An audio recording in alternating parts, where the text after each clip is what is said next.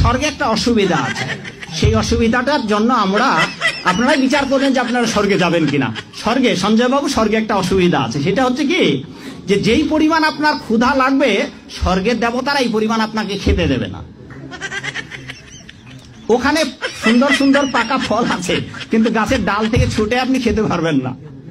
ক্ষুধার ঠেলায় আপনি জল খেতে যাবেন, ওই সরোবরে নদীতে যে স্রোতস্বিনী ধারা আছে ওই জল আপনি হাতে উঠে খেতে পারবেন না। তো ওখানে যারা স্থায়ী দেবতা আছে ওরা যা খাইতে দেবে আপনার তাই খেতে হবে, ফলে সহজ শান্তি নেই। জান্নাতের সবচেয়ে বড় বিষয়টা কি? আল্লাহ পাককে আমরা এই চোখ দিয়ে দেখতে পারবো ইনশাআল্লাহ। জান্নাত মানে কি? যা ইচ্ছা তাই করতে পারবেন। জান্নাত মানে কি? আপনি চাচ্ছেন আল্লাহ আমি এখন একটা খামর চাই, শরাব আপনার সামনে হাজির, চিন্তা করার সাথে সাথে। জান্নাত মানে কি? আল্লাহ আমি আপনাকে দেখতে চাই, আল্লাহকে আপনি দেখতে পারবেন। জান্নাত মানে কি?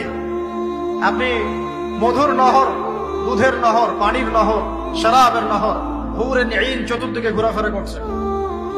একজন নিম্নমানের জান্নাতি, মানে সবচেয়ে শেষের দিকে যারা জান্নাতে যাবে তাদের সাথেই দুজন করে হুরে নিন, আহাল পরিবার তো আছেই, গিলমান পানপাত্র নিয়ে চারপাশে ঘোরাফেরা করবে। জান্নাত মানে কি? যেখানে যা ইচ্ছা তাই করা যাবে, বলার কেউ নাই, বাধা দেওয়ার কেউ নাই, সেখানে কোনো